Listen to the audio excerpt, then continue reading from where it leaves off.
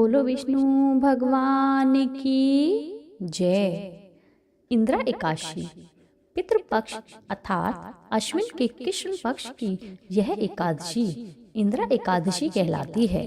अन्य एकादशियों के व्रत के पुण्य से तो व्रत करने वाले को सर्व सुख और अंत में मोक्ष की प्राप्ति होती है, परंतु इस एकादशी का व्रत करने वाले के तो 7 पीढ़ियों तक के पितृ तर जाते हैं। इंदिरा एकादशी का व्रत करने वाला स्वयं तो मोक्ष को प्राप्त करता ही है, वह अपने सभी पितरों का उद्धार करके उन्हें भी दिव्य लोकों में प्रवेश का अधिकारी बना देता है।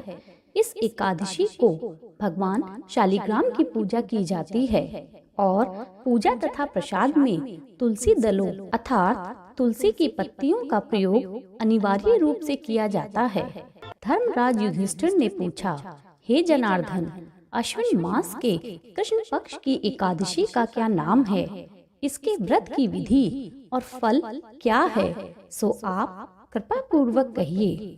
श्री कृष्ण ने कहा, हे राजन, इस एकादशी का नाम इंदिरा एकादशी है।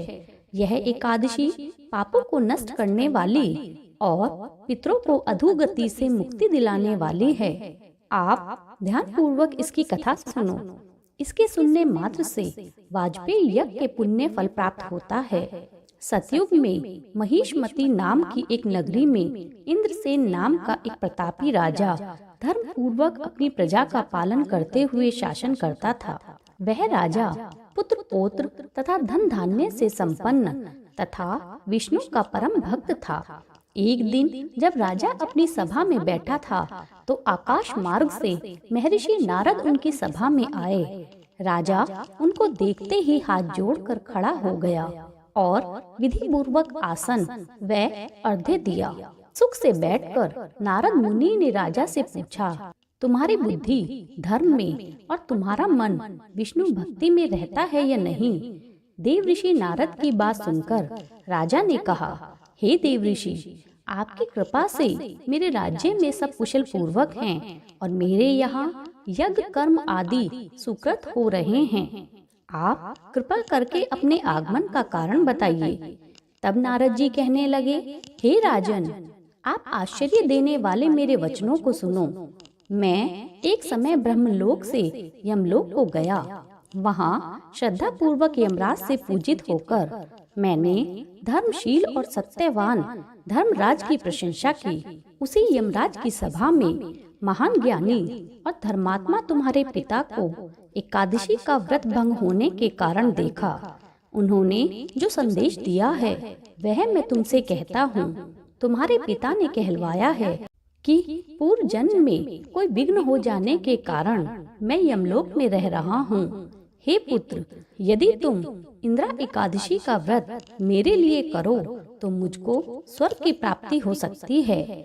तब राजा कहने लगा, हे देव ऋषि, आप इस व्रत की विधि मुझसे कहिए। नारद जी बोले, हे राजन, अश्विन मास के कृष्ण पक्ष की दशमी के दिन प्रातः काल श्रद्धा सहित स्नान करना चाहिए। इसके पश्चात दोपहर को भी स्नान करना चाहिए। उस समय जल से निकलकर श्रद्धा पूर्वक पितरों का श्राद्ध करें और एक समय भोजन करें तथा रात्रि को पृथ्वी पर शयन करें। दूसरे दिन अर्थात एकादशी के दिन प्रातः काल दातून कर स्नान करें। उसके पश्चात भक्ति पूर्वक व्रत का संकल्प करें। संकल्प करते समय भगवान से श्रद्धा पूर्वक कहें, हे प्रभु, मैं आज निराहार रहूंगा और समस्त भोगों का त्याग कर कल भोजन करूंगा। हे भगवान, आप मेरी रक्षा करने वाले हैं। आप मेरे व्रत को पूर्ण करें। इस प्रकार आचरण करके दोपहर को शालिग्राम की मूर्ति के आगे फल फूल रखकर उनकी पूजा करें। शाम को भगवान विष्णु की धूप दीप नवेद आदि से पूजा करें तथा रात्रि का जागरण करें। इसके उपरांत द्वादशी के दिन मौन होकर बंधु बांधवों सहित भोजन भी करें। बस यही इंदिरा एकादशी के व्रत की विधि है। हे राजन, यदि तुम भक्ति भाव से इस एकादशी का व्रत करोगे तो तुम्हारे पिता अवश्य ही स्वर्ग को प्राप्त होंगे। देव ऋषि नारद राजा को यह उपदेश देकर अंतर्ध्यान हो गए। राजा ने एकादशी व्रत के आने पर बंधु बांधवों और दरबारियों सहित इस व्रत को किया। व्रत के प्रभाव से आकाश से पुष्पों की वर्षा होने लगी और राजा का पिता यमलोक से गरुड़ पर चढ़कर स्वर्ग को चला गया।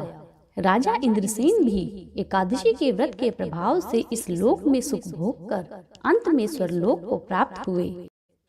श्री कृष्ण भगवान ने अंत में कहा, हे धर्मराज युधिष्ठिर, यही इंद्रा एकादशी का महात्म्य है। इस कथा के पढ़ने व सुनने मात्र से ही समस्त पाप नष्ट हो जाते हैं और अंत में स्वर्गलोक की प्राप्ति होती है।